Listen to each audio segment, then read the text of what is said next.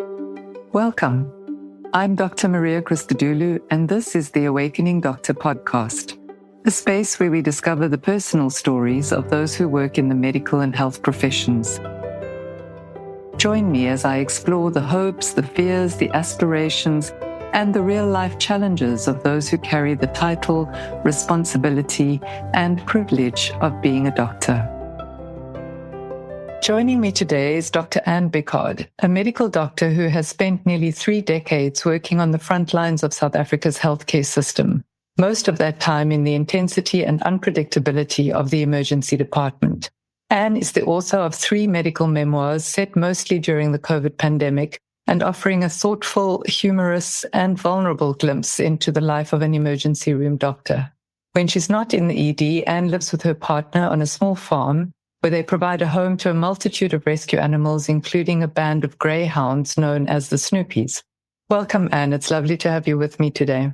Thank you so much. Thanks for inviting me. My absolute pleasure. I've been hoping to make this happen since I heard you speak about your book at the Franschhoek Literary Festival last year. Yeah, that was a fun meeting. Well, hopefully today we can get you to talk a little bit more about yourself, because that's something that I'm interested in terms of this conversation. Okay. She said slightly weary. Yes, I know. I'm quite aware as we're speaking that there's a number of factors at play here. 1, we're not in the same room. 2, we're not seeing each other because you're driving as we speak. And that there's always a little bit of an awkwardness at the beginning of such a conversation. We never really know where it's going to go and what we're going to end up talking about. And there's that risk of exposure and vulnerability, but we'll feel it out and we'll find our way. So you tell me, where should we begin to tell your story? Well, I've been giving some thought to what we discussed at the Franschhoek Fair about the kind of culture of medicine. And the thing that stands out for me is that I think in terms of my personality, I'm not necessarily the kind of person who would have done medicine from school. And I think what's quite different about my personality is that if anything, I'm a team player to my own detriment. I will put the team ahead of what suits me at any time, instinctively. And I think that medicine is an intrinsically very competitive thing to get into. And people who aim to get into medical school and then get into medical school are much more competitive in their natures than I think I am. I think that that's a huge difference between myself and the doctors that I work with. And I don't think that we're really encouraged to be team players at medical school at all. And I think that the ethos in medicine is that no one's going to help you when the wolf comes to the door. If there's trouble, it's going to be you on your own who's going to have to answer for it. No one's going to help you. And so the next sentence or the unspoken sentence is then why should we help anyone else? Not in terms of helping people like saving their lives or being attentive doctors, but in terms of competing with other doctors. And what do you think that's about? Why do you think it's that way? Well, I think that you don't get into medical school unless you are academically competitive to start with. And certainly the culture at medical school, when I was there, which was 30 years ago, so it may be very different now. But when I was there, the culture was you take the book out of the library so nobody else can read it. Yes, I remember that actually. Yeah, you remember that? I remember thinking at the time, this is bizarre, because I was always very interested in medicine from when I was little. But at school, I was not very good at maths and science. In fact, I was astonishingly bad at it for a reasonably intelligent person. English was always my first love. My mother was an English teacher, so I was good at English, and that was my thing. But my parents were very clear to point out that you had to actually earn a living and not just fool around. So there was no career in doing English literature, well, aside from teaching, which I didn't want to do. So initially, I actually went to university to do law. That was my initial plan. But after 2 years of doing legal theory, I decided that definitely was not for me, which is a good thing because I definitely think it would not have been for me. So I majored in English law and psychology, and then thought psychology would be the thing for me. So I did an honours and then a master's in psychology. And then I thought psychology was definitely not the thing for me because my basic love was medicine. And I'm too much of a fixer which I kind of luckily had a few people who taught me in the psychology department who said to me, I'm not entirely sure that you fit the role of being a therapist because you can't actually tell people what to do. So then I took a year off and traveled and actually went out to dinner with some friends who the lady was, we sat down at a restaurant with a bench seat thing. And as it happened, we ended up sitting opposite each other. And there was a bit of a lull in the conversation. I thought I'd have to make some conversation with this person. So I said to her, what do you do? And she said, I'm a doctor. And I said, oh, I should have been a doctor. And in that moment, I was like, am I going to spend the rest of my life saying that's what I should have done? Or am I going to bite the bullet and go back to medical school and start all over again? And in that moment, I thought I'm going to spend the rest of my life thinking of what I should have done. I'm never going to be happy or feel successful. So I went back to start first year. By then I was 7 or 8 years older than everybody else. Huge difference between the age of 18 and 24, let me tell you. It's remarkable to me. I mean, my clinical partner who I'd been working with for 2 years, so overexcited because she got her driver's license. And I was like, your driver's license? I was like, how have you been getting around? She says, my parents bring me to medical school. I was like, what? Your parents bring you here? I mean, by then I'd been living independently for 6 or 7 years, 8 years. So to me, the notion of my parents telling me I wasn't allowed to go out during the week because I had to study was remarkable. And also because I was working then, I worked as a paramedic to pay my fees. So when I wasn't in medical school, I was working. And that was 8 years of my life. When I came up for air, I thought, where have the last 8 years gone? Disappeared without a trace. Where did that love for medicine come from? Because you said my first love was medicine. Where did that grow? I'm not sure. You know, certainly I remember we had a book called The Family Doctor, which was quite a tome, sort of a thickish book.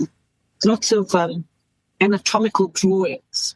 And I was totally fascinated by that book. I had memorized that book in its entirety by the time I was about 12. I could tell you every kind of disease, every kind of symptom, where all your organs were. I just was fascinated by that book. I'd go and take it off the shelf and read it with great enthusiasm. I think there's that, and then there's the psychology of being a fixer, which is if something's wrong, you want to know how to fix it. I think it was a combination of an intrinsic interest in the human body and a need to know what you can fix and then to be able to fix it. And then because I'd been working on an ambulance to pay my way, I thought I would become a trauma surgeon, which I'm very, very glad I didn't become, because that is a jealous mistress. It's an interesting way to describe it. Yeah, I can tell you it's got you by the whiskers and it's not letting you go anywhere. You basically have to make a commitment to that job and you can't have any other interests. And the 8 years of studying medicine, what was that like? You went to Wits University, right? Yeah, so I went to Wits. It's actually interesting because I applied for medicine, and when I got a letter accepting me after the interview, in my head, I was already a doctor. I just had to do the time. There was no question in my head that I would manage to sustain myself, pay my way, study, pass the exams. There was never a second thought in my head. It was a done deal. I think that that's a way to get past obstacles, is to never allow yourself a moment of doubt. I mean, my family said to me, my parents died when I was 18, so basically I didn't have anyone who was going to support me at medical school. My sort of extended family, cousins and aunts and uncles, said, how are you going to pay for this? And I was like, I'll make a plan. There was never any doubt in my head that I was committed to it and that I would pass and make it happen. I just had to do the time. There was never a question. And interestingly enough, of course, you know, you have to go back to first year and you have to do physics and chemistry, which if I wasn't good at 8 years before the fact, after 8 years of certainly never thinking a scientific thought, I can tell you I was so resoundingly bad at it that we did an entrance exam to gauge the level of the class. And it is the one and only exam I've ever failed in my life. And I failed it with something like 12%. And the guy who taught me physics said to me, if you had randomly chosen, you would have done better. On the luck of the draw, you would have actually got a better mark. Why didn't you just guess? We just put all A or all B. He was a great teacher, I have to say. He was an older man, and I think it was his last year or so of teaching. And he really did not like medical students at all. He had a kind of particular loathing for us all, which he expressed very cleanly in our first lecture of how he thought we were all pseudoscientists and arrogant and he hoped we all failed, basically. And he had this office, because you're on main campus for your first year. He had an office there and he had to put up times that he would consult. And he made his times between 4 and 5 on a Friday afternoon because he thought nobody would come at that time. But little did he know that I was going to pass that subject, come hell or high water. So I went to see him every single week during his times, and we went through past exams, and he just looked at me with this look of, I can't believe how dumb you are. But then he was slowly goaded into teaching me, because he would say to me, but why do you think that? And I would give him some convoluted reason, and then he would say, no, but your reasoning is not correct. Anyway, the long and short is I ended up doing extremely well in that subject. And he actually came to my graduation after he'd retired. And he waited for me outside the hall. And he said to me, I want to tell you, you are the most determined student I have ever encountered. You've spoken about that stubborn determination in your books as well. And I'm curious about that. Where does that come from? Yeah, I don't know. I think it's genetic. My brother's also got that stubbornness. I mean, I try not to be stubborn, but it's just intrinsic. Everybody thought that I would become a psychiatrist because I did psychology first. And I'm like, I'm too stubborn to be a psychiatrist. If you try and make me do something, I just won't do it. It is a bit of a fault, but I try not to let it take hold of my life. And losing your parents at 18, I imagine that can't have been easy. Yeah, well, they were both not in good health, which is the obvious reason why I wanted to do medicine, but actually I don't think it's the psychological reason that I did medicine. Although my mother actually died of a bleed in her brain, which is very unlucky. She was only 49, so she was young. And I think she very kindly gave me that gene since I had my blood pressure measured a few years ago. And I was like, that machine is broken. And then I checked it again on another machine. I was like, I wonder if this machine is broken too. And then I was like, no, that's actually my blood pressure. I was like, oh, well, that's a nice gene that I got from clearly every woman in my family died before the age of 50 because they obviously had undiagnosed very high blood pressure. So I was like, thanks for that. You know, it's funny you talk about that because one of the things that I remember about listening to you at the literary festival last year was you mentioned at some point in a quite self-deprecating manner and very nonchalant way, you said, doctors are notoriously bad at looking after their own health. And I was dumbfounded because nobody questioned it. There were, maybe 200 people there? No one looked confused. No one thought, oh, really? Is that true? Or why is that true? There was just this consensus. Yeah, we all know doctors are notoriously bad at looking after their health. And I found myself reflecting for a long time afterwards about why that is. And we shot it. Funnily enough, one of the more senior doctors at Linksfield, who's a surgeon and is actually a dear friend, said to me, don't be an idiot like all other doctors. Go and see someone. And I was like, so who am I going to go and see now? I mean, all of the cardiologists, who's the person you'd see basically to find out why you have such high blood pressure, they're all friends of mine. I'm not going to go there and make an appointment that I'm going to have to take off my shirt. They're going to do an echo. No, thanks. So then I'd have to go to a different hospital. Then you have to take on the whole role of being a patient. And oh, no. You just think, what are they going to do? They're going to put me on medication. Everybody says, see a doctor. I'm like, I saw one this morning in the mirror. Yes, and then you do what all of us do. You prescribe your own medication.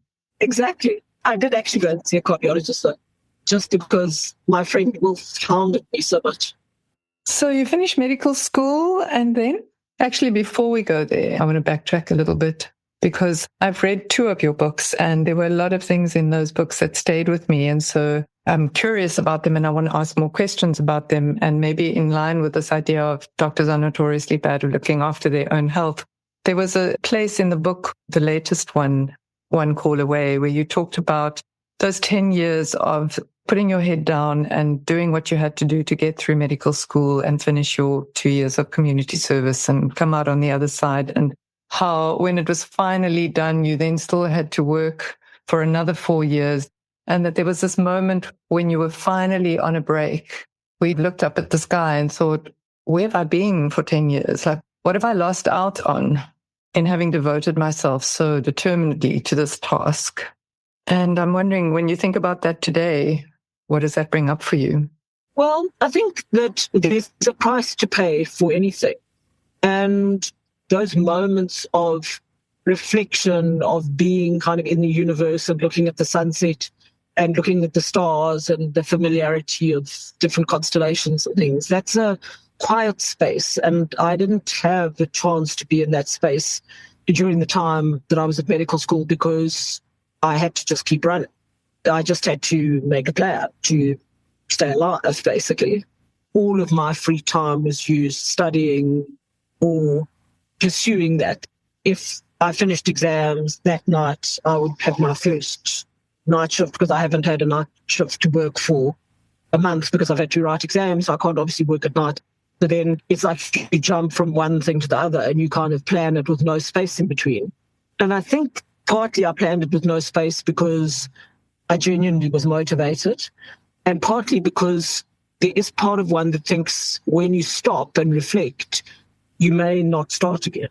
So if you take a break and you think about what you're doing, you might say, actually, is this worth it or whatever? It's like you can't think about it. It's a bit like, people in the ED for a while, they wanted to have a post-traumatic stress counselor come and speak to us after we had a difficult death, like a drowning or whatever. And I was like, actually, that would not be helpful for me because my defenses are there for a reason and I have to pick up the next file and see the next patient. I can't actually just fall apart. And if you want me to speak to a counselor, I'm not going to be able to just pick up the next file. My defenses need to be there because I need to do my job. I mean, for a long time, I was seeing a therapist and I said, actually, my place of work should be paying for this because all I ever talk about is work. So it actually really irks me to pay a therapist and all I do is talk about how traumatic my job is. I'm going to have to see you on Monday morning first thing if I don't work on a Sunday because otherwise I have nothing in my head other than the last 5 days of resuscitation. So why emergency medicine? Just where I ended up. When I qualified, there wasn't a speciality in emergency medicine. And if I had to have my medical career again, I probably would have done something like orthopedic surgery because I'm good at fixing stuff and I've got good hands and I build things and I probably would be better suited to that. But I just ended up working in the ED and then you work there, get good at it, you get more work there. If I'd kind of thought it through as a speciality, or certainly if I had to do medicine again now, I would do emergency medicine as a speciality. I mean, I don't think there's much scope for any kind of independent practice. You essentially have to be employed. True. Yeah, I hadn't thought about that. So, I'd probably either do anesthetics or orthopedic surgery. And I probably wouldn't do anesthetics because you're too beholden to the surgeon. I mean, now anesthetists have much more of a voice. They will say, sorry, but there's too much blood loss. You have to stop operating. But in my day, the anesthetists just dumped the patient and kept quiet. They had absolutely no say over the actual operation. The surgeon was the person responsible and he got to make all the decisions and sure, takes all the responsibility. That's the other side of it. But now anesthetists co-manage the patient. I mean, I went to go and help with a patient that had a hemorrhage after having a problem with the placenta. The placenta was sort of into the uterus lining in the patient page, profusely from a Caesar. And the anaesthetist was having as much input there as the surgeon was. They called the resus, instead of being a passenger, they were actually as much of a driving force. So I think that's a good thing that that's changed. But certainly when I qualified, you'd have to get a list, you have to be polite. The surgeon's rude to you, you just suck it up because at the end of the day, you need to work. And that doesn't really suit me. You're highlighting something about medicine, which is the different stereotypes and the hierarchy in medicine.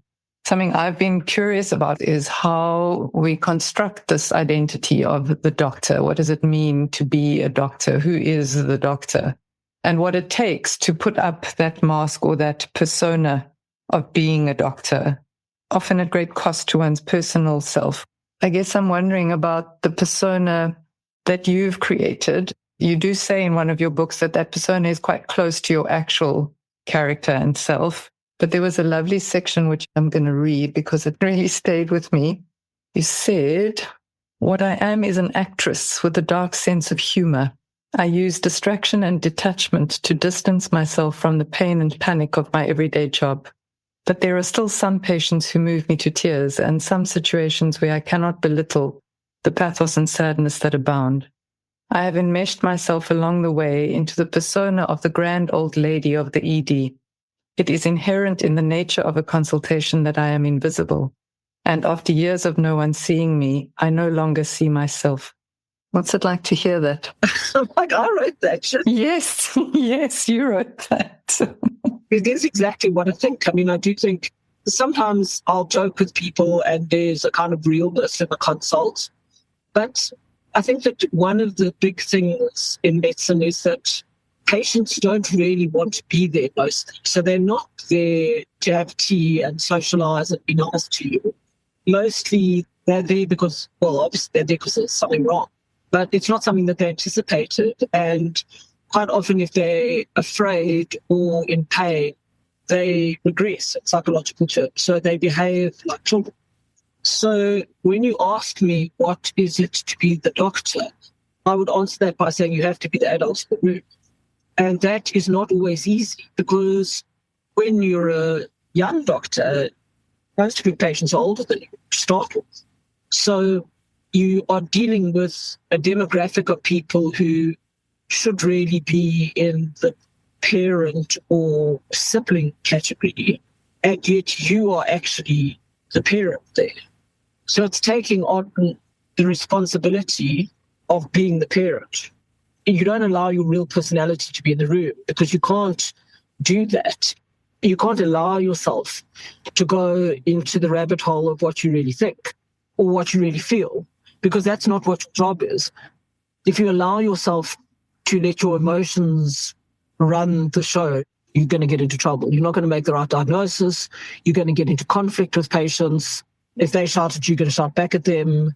You have to just step out of the room as yourself and be a particular persona. And part of that is being an actress, because nobody wants the doctor to go, somebody comes running into the casualty saying, "Oh my God," you can't go, "Oh my God." It's not going to be helpful to anybody. If somebody's screaming, you just want to scream back. What stops you from screaming back? What stops you from going, "Oh my God"? The person wants to think you know what you're doing. And you have to pretend that you know what you're doing, even if you know that you don't know what you're doing. It's very difficult to say to a patient, "I actually don't know what's wrong with you." I often say that if I don't know what's wrong with somebody, I'll say, "I know that it isn't anything serious. You're not having a heart attack. You're not having a pulmonary embolus. But why exactly you have chest pain, I actually don't know. We've done all these tests. These are the things I've looked for. I can't find anything serious, but I don't actually know what's wrong with you." And if you say that and you've kind of given it due diligence, most people accept it. But if you say it without doing the due diligence, then patients get really irritated. If you just shrug your shoulders and say, "Well, I don't know. It could be anything. How would I know?"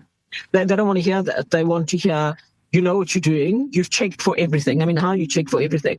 People say, "Have you checked for everything?" I'm like, what check is for everything? There is no check for everything. I've checked for what I've thought of. And if it hasn't crossed my mind, then I haven't checked for it. Was there ever a time when you struggled to stay an adult, when you did lose it? Well, one of my first resusces ever as an intern was so just as some sort of background, obviously I'd been working as a paramedic for a good number of years. I actually started doing that even before, when I was still doing psychology. But I did it as a volunteer, basically, in what used to be called civil defense. You could go along to the municipal fire station, as it was, and join there as a reservist, which I did when I was 18. Much to the horror of all the male firemen, you had to not put up with a girl in their midst. But I did that voluntarily and did all the qualifications through them. And then when I went back to medical school, I got a job as a private ambulance company. But obviously, the one thing you know as a paramedic is how to do a resuscitation. So I wasn't ever the person at medical school that worried about that, because I had it taped. But then when I was an intern, we had a chap who came to the government hospital where I was working, and he had appendicitis, so we took out his appendix. He was a young, healthy guy, like his 20s. And we sent him home, and he came back, and he had an infection in his wound, and we readmitted him. And essentially, he was for antibiotics and supposed to go home the next day. And it was visiting hours. When I was a medical student, one day you're a medical student, the next day you're the doctor, and you just suddenly, you're it. You have to make the decisions. There was no one to help us. The registrar was in theatre, and you were on floor, and basically, if they came on a stretcher, you admitted them, and if they walked in, they walked out. That was literally the science to it, And 8:30 comes, and I go past this guy's room, and I see his family still there, and I say, I think it's the end of visiting hours. And he says, no, I've asked my family to stay because I'm worried I'm going to die. And I said, no, man, why would you be worried about that? Everything's going well, everything looks fine. He was like, no, there's something wrong. I'm going to die. So I said, look, I'll take some blood to check. We'll do some blood work just to check everything's still fine, but your bloods this morning were fine. And while I was busy setting up the tray to take the blood, he sits up on the bed and he just vomited this bright red arterial blood all over his family, all over me. And I just stood there and I was like, oh my God. And then he arrested. Then he fell off the bed and so he was on the ground. So I said to his family, help me get him on the bed.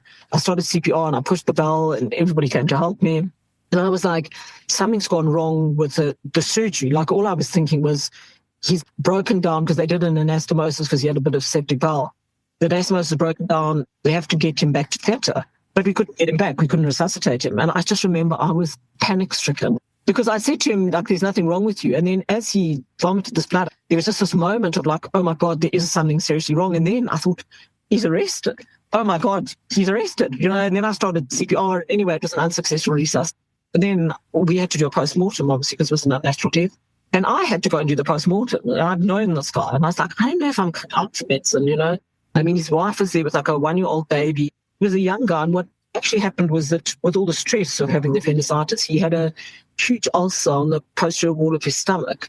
And it eroded into his aorta. And so there was like nothing that I could do about it. I mean, there was nothing that I could do in retrospect. Like when we went through the post-mortem, I was like, okay, well, even if we'd been in theatre and had 2 drips running with blood, if you bleed from your aorta, that's the end of you. There's nothing we could do, But I remember there was just this moment when your kind of assessment catches up with, because you're kind of in denial. You're thinking, what could go wrong with this guy? He's not septic. His tummy's soft.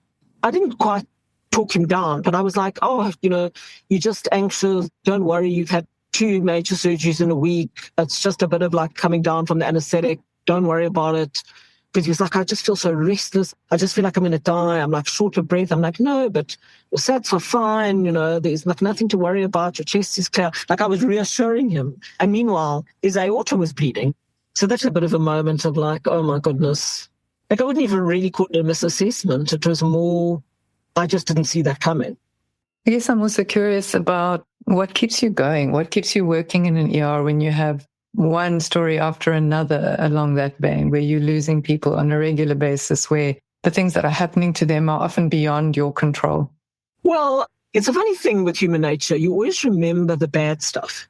You can save 100 people, and then one comes along that you don't save. That will be the one that sticks with you. You don't remember the other 99 that you did save. I think it's the human condition. Maybe we have to be more like wary of stuff that goes wrong because we have to remember that stuff in our primitive brain so we don't get eaten by a lion or whatever it is that we try to guard against. And so the one save, the one point you get against the Grim Reaper, that sort of energizes you for a little while. And then if you have like recurrent stuff that goes wrong, you just think, maybe it's time to leave. Maybe it's time. Maybe I've had enough of this.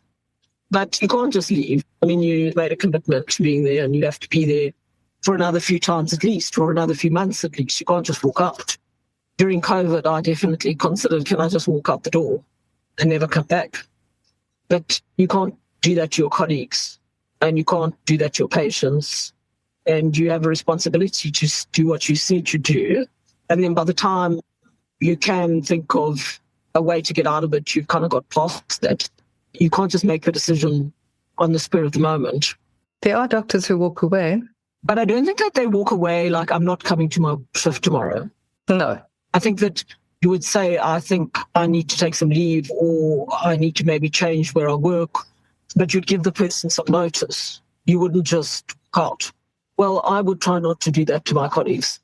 And that's because I am the team player, that is making sure that all the doctors on the shift have food and a little something left out for them.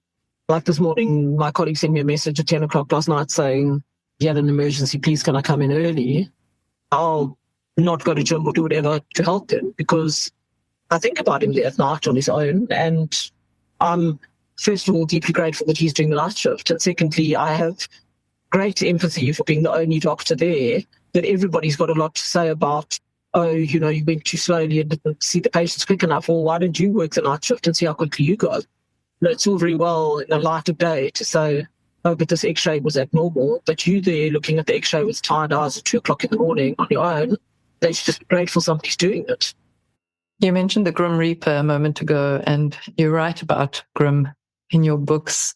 I was curious about those moments when you know that Grim is in the room. Yeah, it's a funny thing. The other day I was thinking, not only when you know that is pending, but something happens when people die that leaves some residue on your skin. And I actually said that to the sister. I was like, now I have to get this off my skin, and it's going to take days. Like something rubs off from them on you. In their transition, something happens to me as the person who's attending to them. And there's not much I can do to avoid that, but there is definitely, I don't know whether you'd call it an energy or I don't know what it is, but it gives you a particular feeling. And it's not sadness, because even if it's not a sad death, if it's time for the person to go and it's actually almost like a palliation, it still leaves a residue. You can't, out of the words of that poem, go gently into this dark night. I don't think such a thing exists. So there's the Grim Reaper on the one hand, and then you also mentioned in one of your books the guardian angel, and you talked about a number of incidents in your life, and you kind of glossed over them in the book, and I was like, what? You talked about jumping off a moving train, you talked about being flung out of a truck, you've had an encounter with rabies. Tell us a little bit about those things. I must say that my guardian angel, there's a picture of the guardian angel with its head on its hands and its wings sort of slumped. And I think that my guardian angel must be that person, because if I just think of the sort of chances, and both winning chances, like riding motorbikes and just doing things that I look back on and think, okay, I was ridiculously lucky that I survived that with pretty much almost no injuries. I was driving in an ambulance with two guys and I was sitting in the middle, and the guy who was driving the ambulance went through a red robot, and a car was coming on a crossroad and it was a blind corner, and the car hit the ambulance, right off the ambulance, hit it side on. And because I wasn't wearing a seatbelt, I flew through the windscreen. And there I was sliding along the road and the ambulance was rolling next to me. And every time the ambulance rolled, it jumped up in the air and it went over me. And I was sliding along the road. And I just remember thinking, what am I doing out here? How did I get from inside there to being out here on the road? It was just noise and light. I mean, this resounding smash. I literally walked away from that unscathed. I mean, I needed a lot of stitches, but I didn't break anything. It was like the universe just said, not yet. And the same with the home robbery that we had when I got shot. I was like, this guy broke in through the door, and as I put up my hand to close the security door, he shot me in the chest. And I was like, that guy just shot me. I was like, why would somebody shoot me? My exact thought was that I'm a nice person. Why would he shoot me, Because, I've never had an interaction with anybody who would want to shoot me. That must have been terrifying. It was bizarre. And just like this incredible humming in my body. My whole body was like a swarm of bees. That group of people literally murdered all of my neighbors. The police were less than interested because, farm attacks, they're not about to go and get involved there because they're definitely going to get shot at. So they just leave the thing. So this group of guys that were robbing everyone eventually went along to the police station and held them all up and stole their car and all their guns. And then the general, who was there to deal with the massive crime problem in the area, he was so outraged that they had stolen his bodyguard's things that he called a chopper and they cordoned off the area, and eventually they caught the guys. But only because the general was so annoyed by the slight of having his bodyguards and everybody else robbed at gunpoint in the police station. That was just too much. What's it like for an ER doctor to be on the receiving end of emergency care? It was quite hectic because, of course, a leader who I just got involved with said, must I take you to Inksfield? And I obviously couldn't walk because I was paralysed. And I said, no, take me to Mill Park, because Mill Park is a trauma unit. But obviously we couldn't phone because the guys stole our phones, and she didn't know where Mill Park was. So she dragged me to the car and put me in the front seat, and I was like, put my legs up on the dashboard to conserve my blood volume. So you've been shot in the chest and you are making your way with the help of your partner to your car to drive yourself or be driven to a hospital. Yes. My advice to anybody is don't wait for the ambulance if you don't have to. Just get in your car and go to the nearest level 1 hospital. So I was like, turn left, turn right. And then I was like, you know you're going to lose consciousness. It starts to go like dark. I was like, I think it's this road. Just follow the signs. To be like 1 minute away. And then we pulled up there and a leader ran in. And as it happened, the trauma surgeon is a guy called Trion Pretorius. He happened to be in the unit. So he ran out of the car, literally picked me up out of the car. By that time, I was pretty much at the end of my tether. That's the wrong word. But so basically, he resuscitated me and put in the chest drain. And I mean, I was fine. I was in ICU for 10 days. But I couldn't walk like 2 years afterwards, which is a real challenge because the bullet went into my spine, which is still there. The fact is I walked away from that, literally. Well, I dragged myself away from it. So my guardian angel obviously was paying attention then. What was it like to be paralyzed and to have to learn to walk again? It was so interesting. People were like, I wouldn't want to have lived if I'd been paralyzed. This is about me, because I'm such a physically active person. It never crossed my mind that I didn't want to live if I was going to be paralyzed. But also, I was like, this will go away. Actually, there and then, when I was shot, I was like, I can't move my legs. Literally, I was like, oh, shit. Well, sorry, should take that out. Edit that phrase out. But I was like, oh, no, this is... Well, first of all, that guy just shot me. Why would he do that? I mean, if he'd said to me, give me your phone, I would have given him my phone. I wasn't going to fight about it, you know. And secondly, I was like, I can't walk, so this is a problem. So I was just like, I'll recover from this. I mean, it has been very frustrating because before that, I was a very good sports person.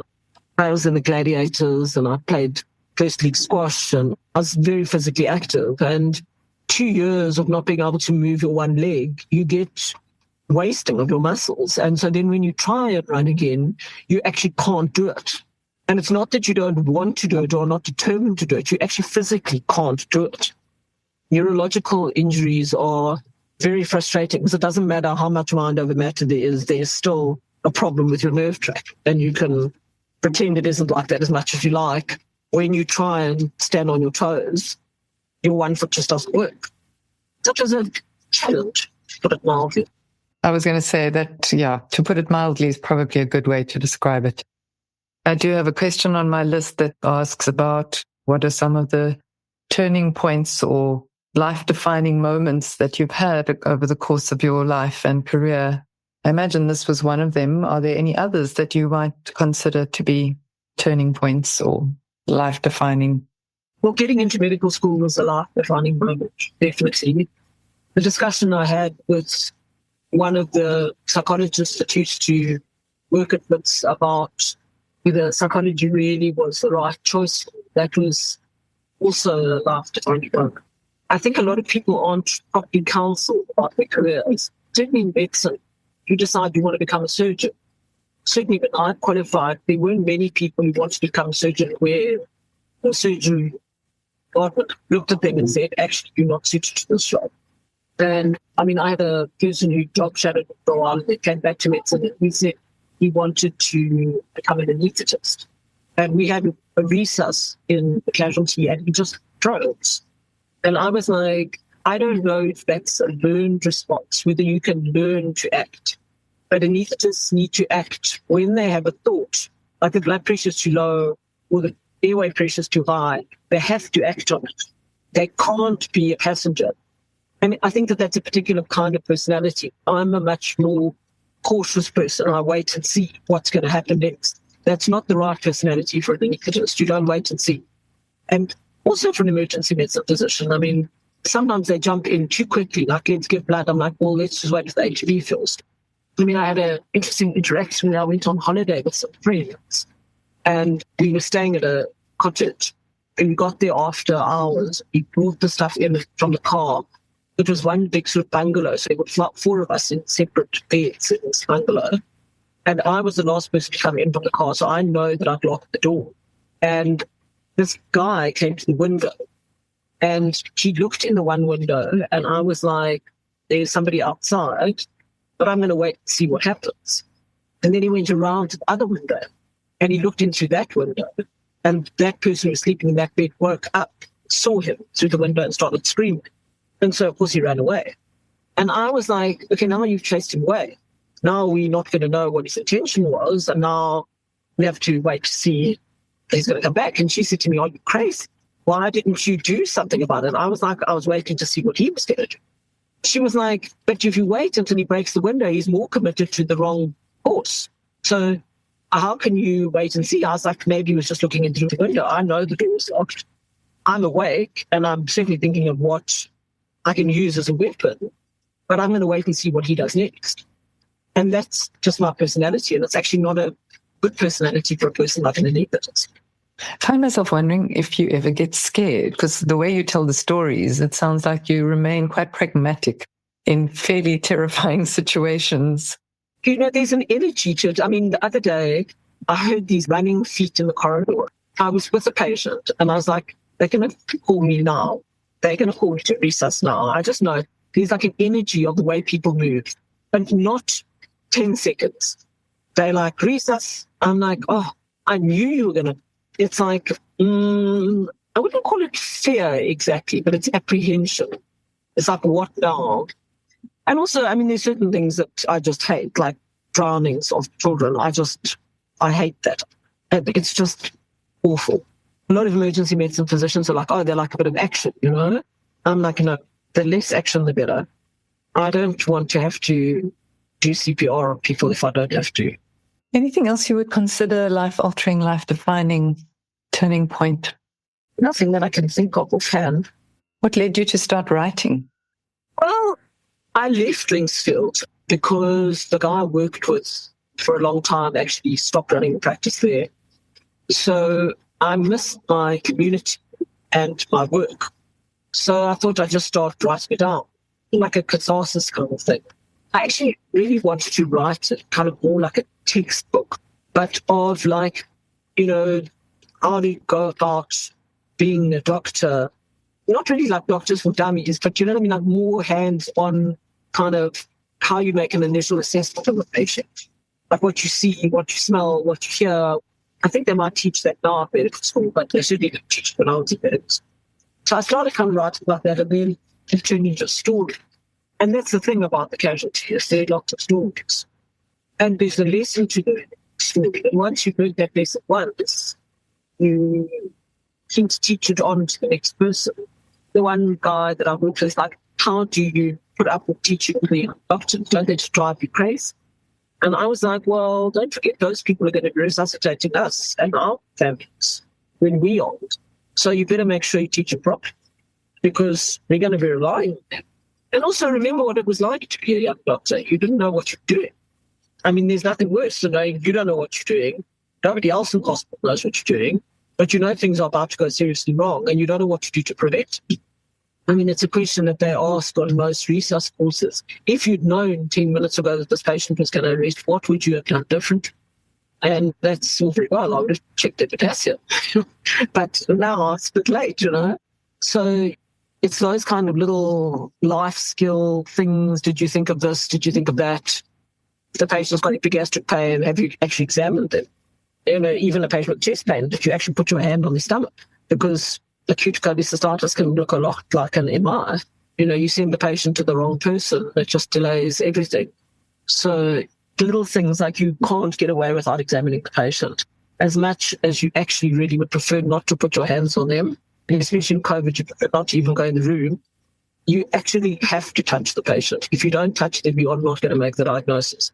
You have to get a good history and you have to examine them, even if you only examine the organ system that they're presenting us.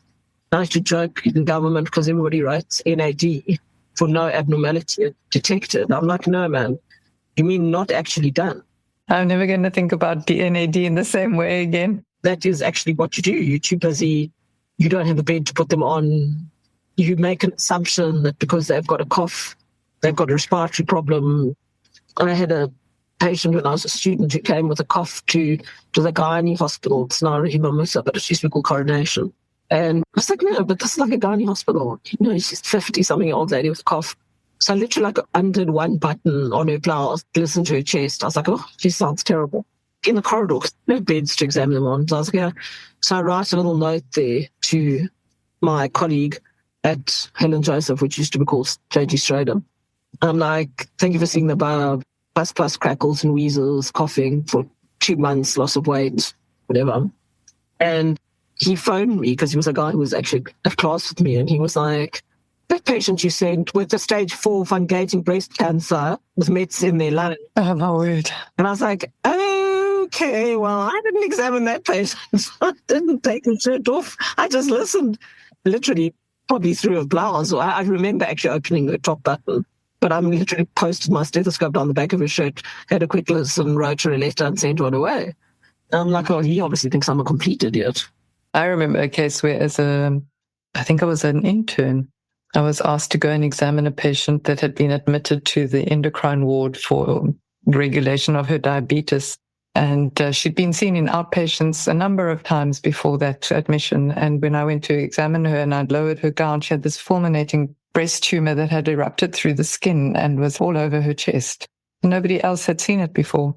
Well, that's exactly because, I mean, the other side of it, of course, is you can't ask people to take their clothes off for a simple thing. And also the patient was in some denial because when I asked about it, she looked down with kind of a horrified look and went, oh, I've not seen that before, you know. So there was a collusion in the denial, let's put it that way. Yes. And I mean, of course, if the patient doesn't tell you what they're actually consulting for, you don't always have the time to hunt down. Sometimes I'll say to somebody, well, what are you worried about? Because this history is not making any sense to me. They'll say, oh, well, my brother just died of a brain tumor. And I'm like, oh, okay. So we're actually here for like reassurance about that because none of these symptoms fit together. Well, I did have a guy once who told me that he had these weird constellation of motor and sensory symptoms. And I was like, this doesn't make sense. He was like numb on the outside of his arm and he had like weakness in his other foot. Like nothing really to find. So I snuck up behind him with a pink needle and I stabbed him on the elbow because he said his arm was numb. But I stabbed him and a little trickle of blood ran down his shoulder, but he didn't move. And I said, oh, I sort of dabbed the blood. I was like, okay. I said, do you feel that? And it turns out that he actually had multiple myeloma and he had multiple level degeneration and it had collapsed in various places. So he did actually have like sensory weakness in one place and motor weakness in another. But I felt so bad because I stabbed him and I expected him to sort of go, and he didn't even flinch. I was like, oh, maybe he isn't up there. In the bio that you sent me, you said that writing makes you become increasingly introspective about what is really of value to you. And you've written 3 books in a fairly short period of time. So I'm wondering what you've discovered about what is really of value to you. I think if I didn't live far away from where I work and in a completely different environment, I think my work would drive me completely crazy. It's like the perspective that you need. So you need to have some time away from that medical intensity. So I think that that's important. Working in the ED is like an intrinsically meaningful job because even though you can't save everyone, you can certainly make a difference to people. You can at least give them something for pain. It's not just a routine thing of same old every day without a change. So I think that the work is intrinsically meaningful. I think that the team that I work with is important. So training and helping younger doctors to have an approach to stuff is really nice. Although, I mean, I trained a younger guy for a while. He said to me, I've just got one goal. I'm like, and what is that? He said, I have to learn to roll my eyes like you do. It's like, okay, that's the only thing I've taught you in the last 18 months. That's a pretty sad state of affairs. So I think that training younger people is quite meaningful for me, or at least passing on some kind of way to think about things. I tend to think sort of quite anatomically, so I'll sort of say to them, well, what could it be that would give you pain there, or give you that symptom, or what could be like the worst case scenario? And I think the team that I work with provides a lot of meaning. I know the people that I work with, they know me. When I left Linksfields, I don't know how many years ago, it was probably 2018, so it's 8 years ago. I went to go and help start a new unit at Wilkhewell near me, and I didn't have the community that I had at Linksfield. I had to sort of start again with all of the doctors. And the specialists can be extremely rude, to the point of you just want to say, sorry, sorry, I mean, the one guy, I phoned him, he was a cardiologist, not at Wilkhewell, he was at another hospital. And he said to me, oh, what's the patient's name and the medical aid? So I said, sorry, this is actually just taken the sticker. Can you give me a minute? He said, oh, just like every other doctor, you phone, you don't even know the patient's name. I'm going to assess the patient properly and phone me back when you know what you're doing. I was like, you are? Sorry. Sorry. I'm like, just sent you a picture of this guy's ECG. He's having an infarct. And look at the bloody ECG. The sticker's on there. Instead of trying to call me out on something and getting on your high horse, I'm like, that is not the way to start a relationship. I was just like, no, I'm not phoning that guy again. I'll send the patient to another cardiologist or a different hospital, but I'm not, like, where do you speak to people like that? I would never speak to anyone like that, any staff that I work with. I would never be dismissive or say to the nurse, go and assess the patient properly and come back when you know what you're doing. I would never, ever say that. It's just unacceptable. I just can't speak to people like that, He hung up the phone and I just sat there and I looked at this telephone receiver and then I looked up and the sister was like, what did he just say? I was like, I just can't believe what that guy just said to me. I was speechless. But you also write about how you've cultivated a capacity to sort of regulate which thoughts should be spoken out loud. You talk about the out loud voice. And I think in one of your books, you describe yourself as, I am she who never shouts. And that people always comment about how calm you are. So I'm wondering, what does it take to rein in that voice that's tempted to say a whole lot of things out loud that the adult in you knows shouldn't be said out loud? Well, I think because when you start shouting, other people stop listening. And it also shows you've completely lost control of the situation. So as soon as you feel the need to shout, you have to introspect for a moment and go, okay, I'm actually panicking. That's the reason that I'm shouting. And that's not going to help anyone.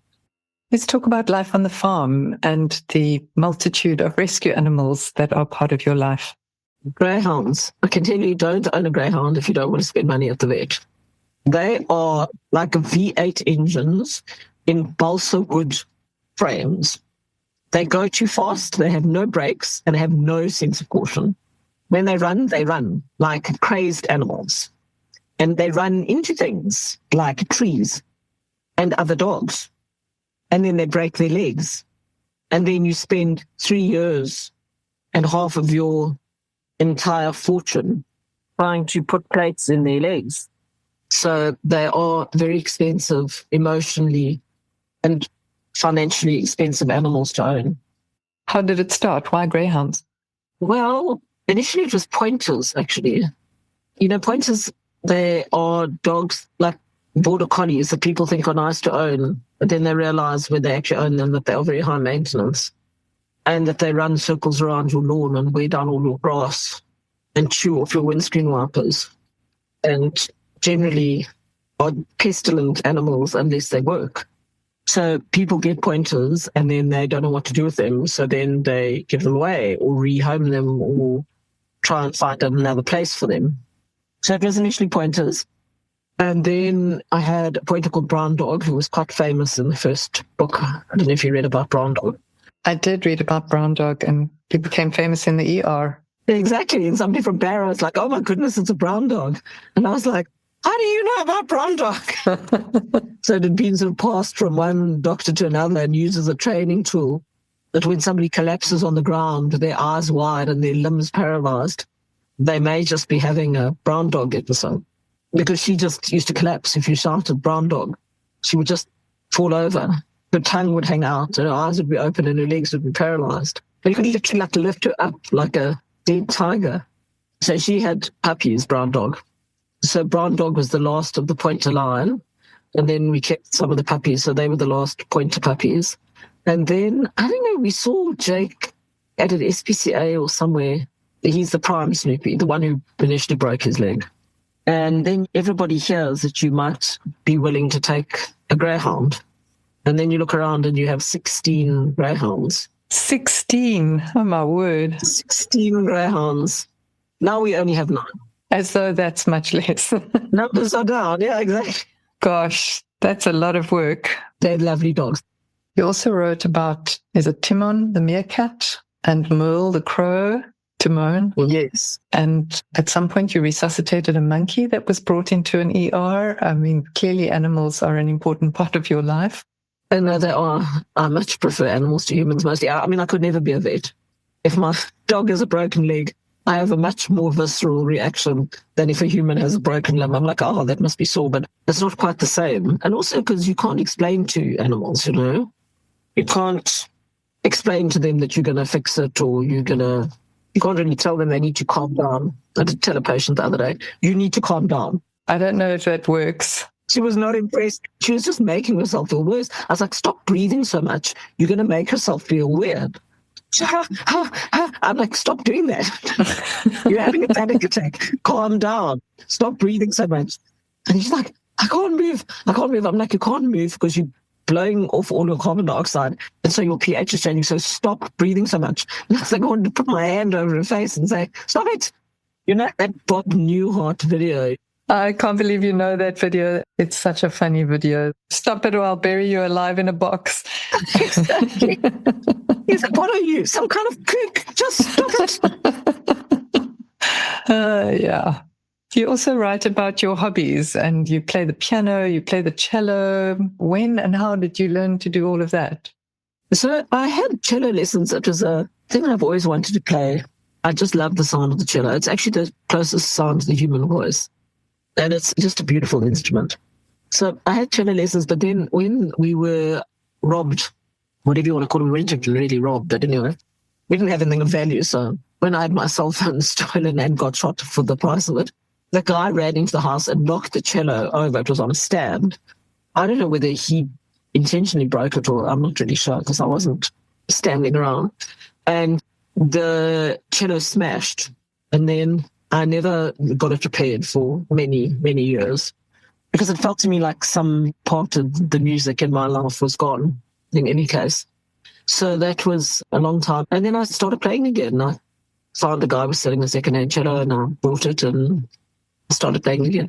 So that was nice. And then I traded in the 2 pianos I had in the house for a new piano. But sadly, that piano had a broken frame, so it's being replaced. So I'm waiting for it to come back. So music is, I just love music. Just listening to Handel, it's lovely. The music is just, it gives meaning to life. Yeah, I must say, when I was reading your books, all these stories about people who had come into the ER and then the contrast between what was happening in the hospital and what patients were experiencing and your capacity to navigate that space with a measure of equanimity and then the contrast with the life you described on the farm. And it felt like almost like there was 2 different parts of you. I couldn't imagine the woman who was on the farm watching the sunrise, walking with her animals, being this person that you were in the ER. They almost felt at odds with each other. They do, except they have the same background music. Under the surface, there's like a background music to your life. And that background music is the same. And I think mostly there's noise and chaos, but underneath that, there's a connection. And I was thinking about what you were talking about, how to change the curriculum. And I thought after that, how do you teach people empathy? Because I don't think that people that get into medical school necessarily know what it's like to be poor or sick or disadvantaged in any way. So how do you teach them empathy? And I would imagine that one of the first ways to teach people empathy is eye contact and acknowledging them in the consult. So to take that moment to ask a question to put you and the patient on the same side, to connect with them. So even if you ask them, who are you named after, or what nationality is your surname, or whatever, is a question to lead them into some kind of context with you. And then eye contact is so important, and you never learn that as doctors. You don't want to make eye contact with people because you have to guard your time and energy, because otherwise people just sap you dry. Once you let your guard down, you basically you lose control of the consult. And that's every doctor's worst nightmare. Well, not maybe every doctor, but most doctors. So it's very hard to learn empathy and still keep control of the situation.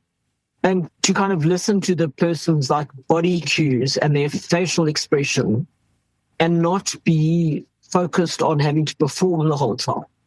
And in a way that losing yourself in the consult is, in a way, really the only way to get to the bottom of what's really going on. Because if you yourself are standing separate from the consult, then you're not really in the moment, are you? Sometimes you need to just lose yourself in the moment of the intuition and stop trying to make a diagnosis and trying to be a particular thing, but just listen to some other cues. Yeah, it's interesting. I mean, I think the changing demographic of students in certainly South Africa's medical schools, not all of our students are coming from privileged backgrounds. And so I do think that there are students who have deep empathy and understanding of what it means to be poor or what it means to be hungry. But I think the other side of it that I've always been curious about is it that they don't have empathy and we need to teach it to medical students? Or is it that the curriculum almost forces you to deny your empathy in some way? Nobody gets rewarded for being kind, compassionate, and empathetic. You do get rewarded for having all the answers. Exactly. And if anything, you're just a pusher. And so the kind of doctors that you work with, you end up just going, they're like a soft touch, they'll take this admission just because they're nice people. Whereas some of the other people are like, not nice people, and they go, I'm not taking the admission. And then you're like, but you still respect their intellect. You wrote to me the other day that you feel that our training as doctors focuses on academic prowess. And this is the bit that I think is really key to some of the dilemma we find ourselves in medical practice, and that it's about avoiding the messiness of the human condition. It is. I mean, nobody wants to be involved in that.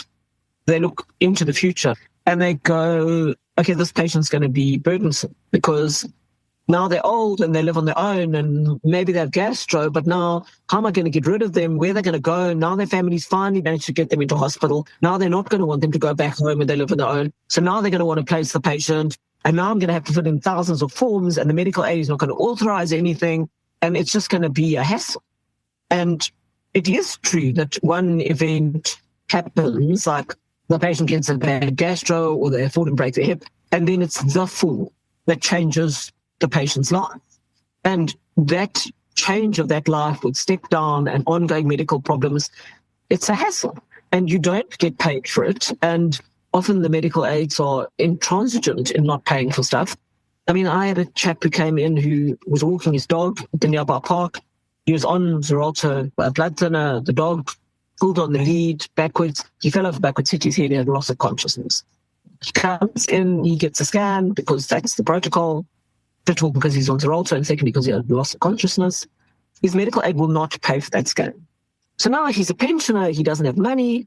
I mean, I must have spent 6 hours writing motivation, speaking to the person at the medical aid. And I was like, I'm not getting paid for this. And I can't speak sense to these people. I've asked to speak to the medical director. I've sent letters. I'm like, this is the protocol. You have to pay for the scan. It was a PMB. You have to pay for it. What else can I do? And now every time I'm on shift, I get a message from this guy. Please phone him back. The radiology department is suing him. He hasn't got any money. They've reported him to the Credit Control Council. I'm like, this is actually not my problem. I just did the correct thing in terms of medical management.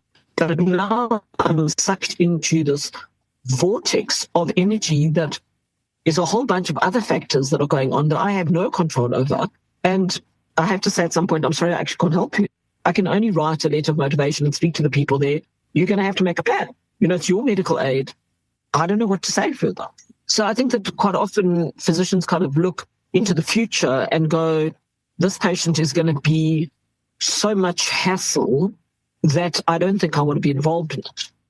And I can kind of understand why people do that, because if you anticipate the amount of paperwork that's going to be involved, and quite often patients will say to me, if we're doing a sedation or whatever, what if I die?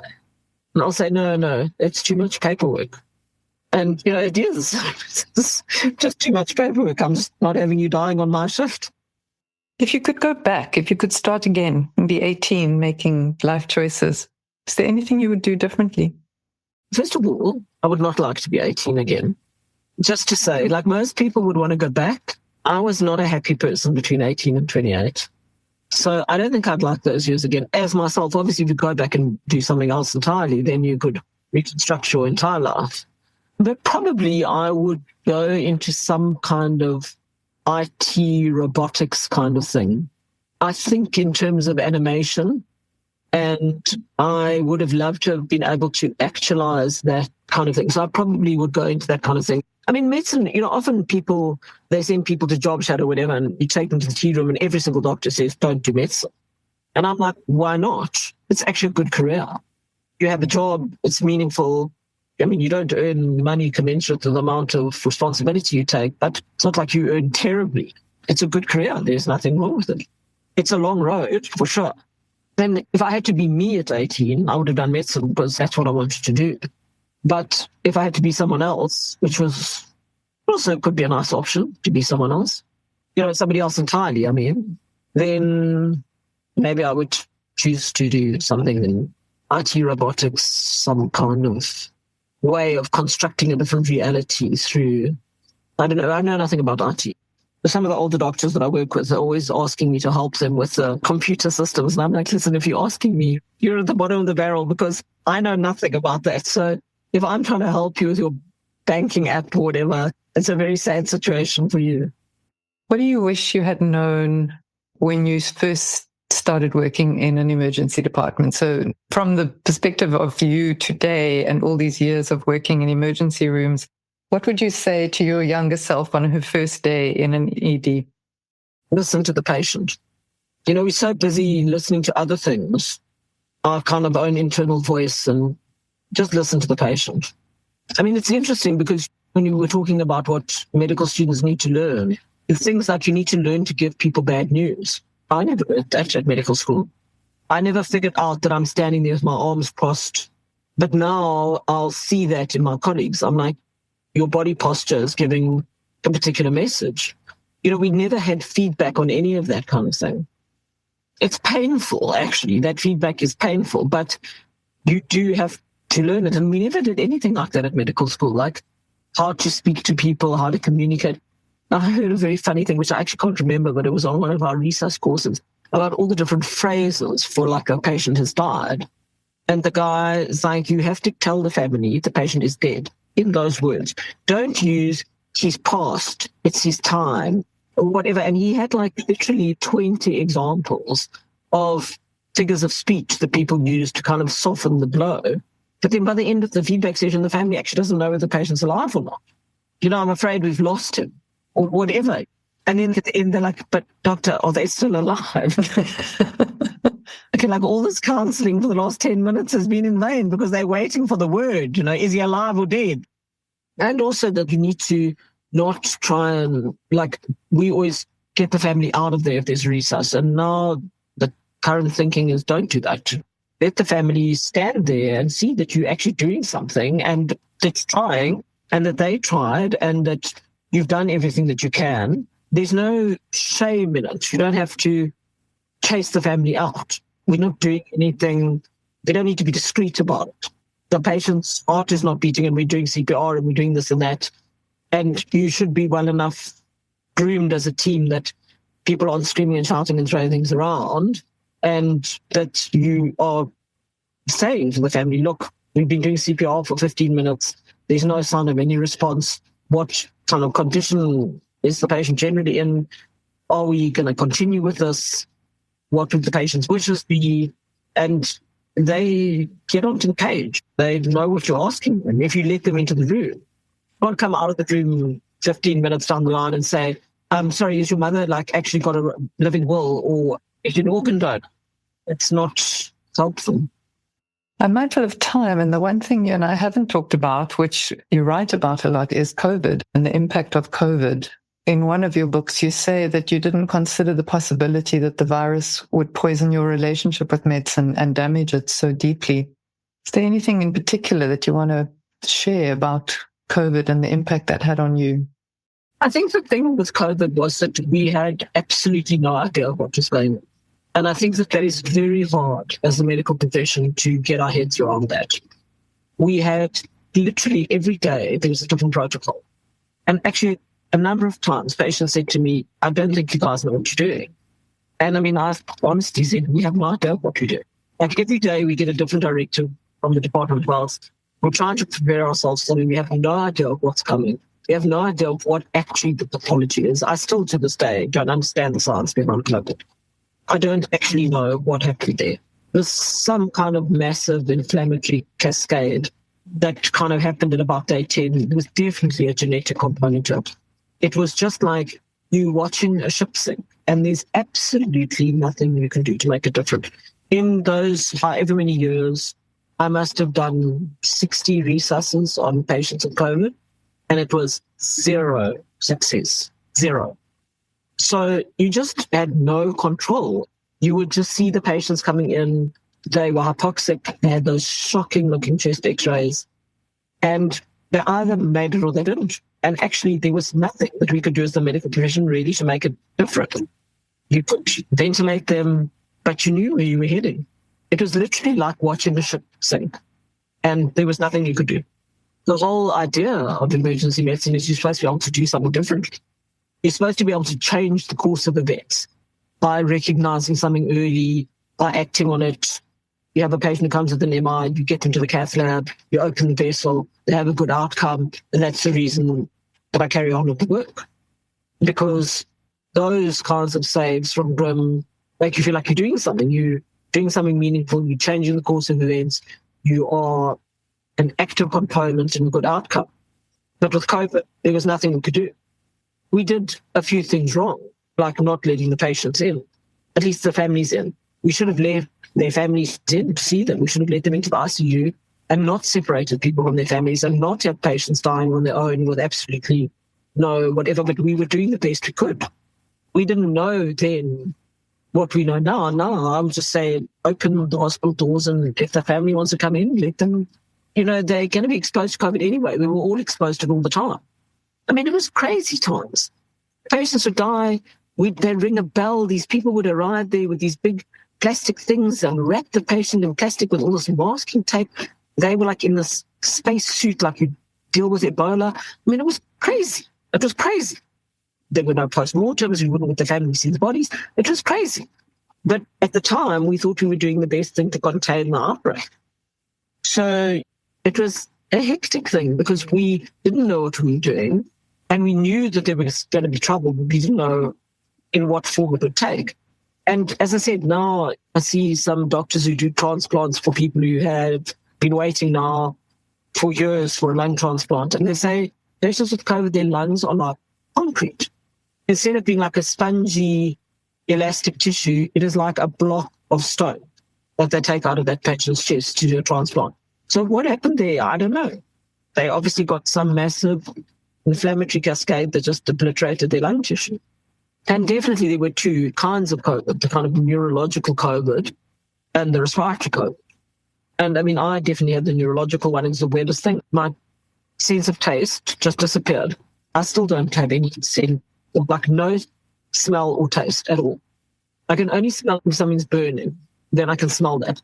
But the rest of the time, I mean, we had a sewage leak in the hospital. We literally like wading around in boots in the sewage. And everybody's like retching and like fleeing from the casualty. And I'm like, I can't smell it. I'm totally unfazed by it. I just completely lost my sense of smell. Gone. From one day to another, like your nose has been cut off from your brain. But I didn't have any respiratory symptoms. And you stayed in medical practice? Well, I can tell you, if I had to see COVID coming around again, I would flee. It was crazy. Would you? I don't know. You know, it's like stubbornness. Eh? I'm like, you think you've got me. Every night I'd stand here and look at the sunset and go, I'm still alive, Mr. COVID. And you know, that moment you just want to give up and go, okay, you got me. And then you think, no, but you actually don't. I'm still going to come to work tomorrow. So there. Who are you talking to when you have that conversation? No, I don't know. I have no idea. I was just thinking that myself, because mostly I'm on the same side as the universe. Certainly when it comes to like music and things, I'm like, thank you, universe, this is really good. So I'm not really sure where that comes from, but I was so there. And I thought, could I be talking to my mother? I was like, no, because I wouldn't have said so there to my mother. That wouldn't have ended well for me. I would never have gone down that road. So yeah, COVID was a crazy time. Is there anything I haven't asked you about, Anne, that you would like to share? I think you've asked me about everything. We haven't talked about one of the concerns you mentioned the other day, and we did agree that it might be beyond the scope of the podcast. But you said that your major concern is the future of healthcare in South Africa and the rapid decline in government health service in the past few years. If we allowed that out loud voice to say exactly what it wanted to say, what might you say about all of that? I think that what is not right is that the people that I think that I know in government, well, that I know, but I think that I know what they think, are not allowed to say what they think. And I think that is the start of a very bad situation for everyone. If you can't speak out about the organization in which you work and you are scared to say something because you'll lose your job or worse, that's not a good thing. And it doesn't bode well for the future of where we're going, because you need to feel safe enough to speak, to have a voice, and to say what you think is wrong and to say what you think could be done to fix it. And I think that overriding fear. So when I was a houseman, I was interviewed on carte blanche about community service. And I said what I thought.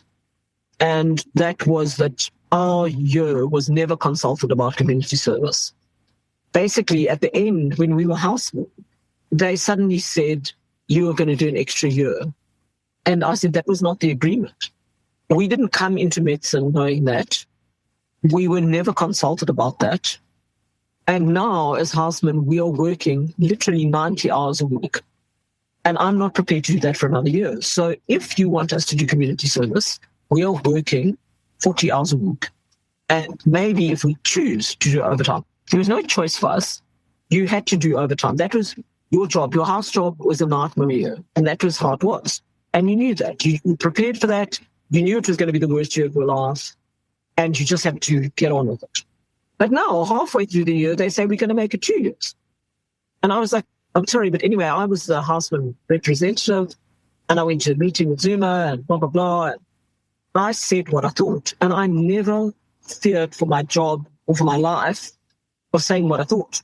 They may not have agreed with me, and I can tell you, because Zuma was an incredibly convincing woman and very charismatic, but I felt personally that I'd been wrong by that I had paid my fees, I'd worked very hard, for the dean of the university to say, yes, we agree that you guys need an extra year of training.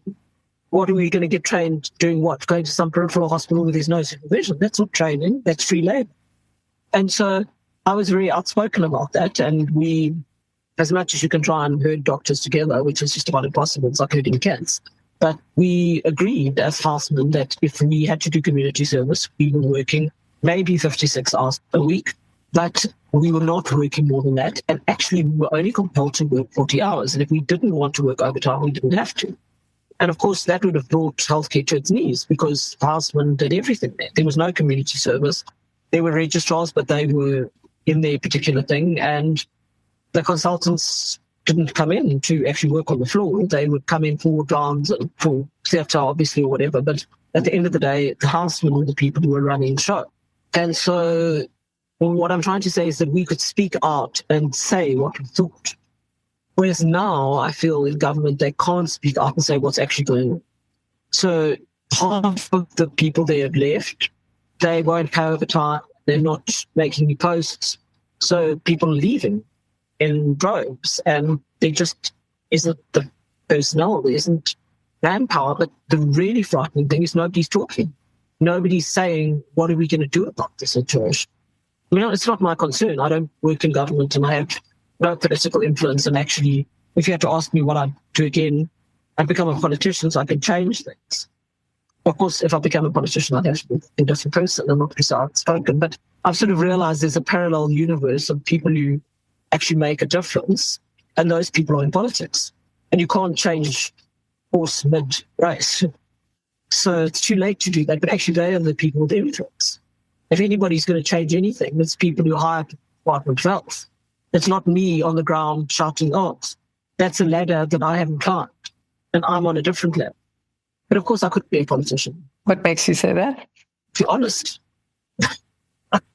No, I mean, look, I think you have to have a particular agenda to be a politician. And I'm not sort of focused enough on what I would have to say to get the support of people. I just say what I think, not what I think other people want me to say. Which might be a good quality for a politician, but yes. Yeah, but you'd never get the vote because people don't want to hear what the reality is. They don't want to hear what actually is going on. They want to hear what they want to hear. So, I mean, it's frustrating from the outside because I feel that people in South Africa, they are the resources to have good healthcare. There's no reason why we shouldn't have good healthcare. And it's not impossible to provide it. It's just wrong.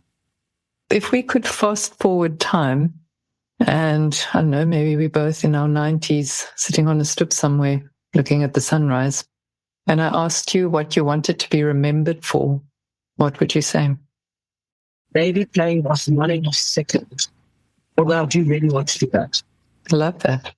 Such a beautiful piece of music. You can just feel like that Russian feels. Right. What would I want to be remembered for? I suppose kindness. I think that kindness is vastly underrated. You don't realize how important it is just to be thoughtful about other people's perspective. Life is different for everyone. It's like that story I wrote in the book about the person who found the casualty because they thought the cat was dead. I don't know what book that was in. And I was like, well, so what you must do. And then I thought, actually, the person just needs someone to be there with them. You don't need to necessarily do anything.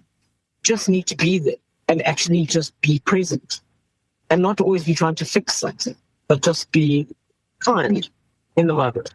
Sometimes outline voice overwhelms me and a little unkindness might escape me because I also have a very sharp tongue, which I can't help. I inherited it from my mother.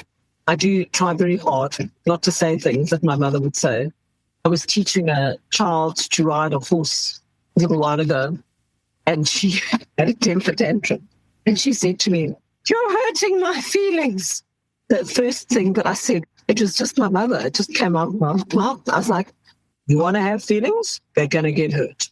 And I thought, goodness, where did that come from? It's like you put on a jersey and your mother's hand comes out the sleeve and you're like, oh. Yeah, my siblings and I often sit and joke, even with my mother, about all the sayings we've internalized from her, from childhood, all the different things that she would say. Yes, my mother was a very strict person. I remember having a discussion with her that she wanted me to tidy my cupboard. And I was like, no, Mum, there's been a new spider discovered in South Africa. I read about it. I was obsessed with medical things. I read about it. It's called a violin spider. And there might be one in my cupboard. And I just remember she stared at me and said to me, I don't care if there's an entire orchestra of spiders in your cupboard.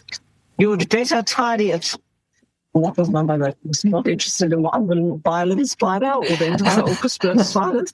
I just better get on with it. Yeah. Well, it sounds like that just get on with it personality trait has stood you in good stead in your life.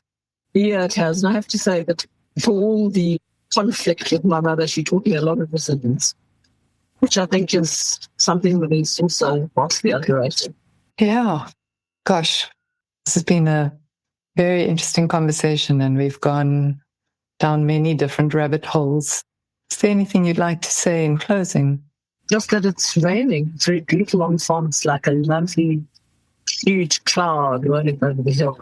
And plants are all saying, thank you for the lovely rain. It's like a gift rain. You don't have to actually try. It just comes along.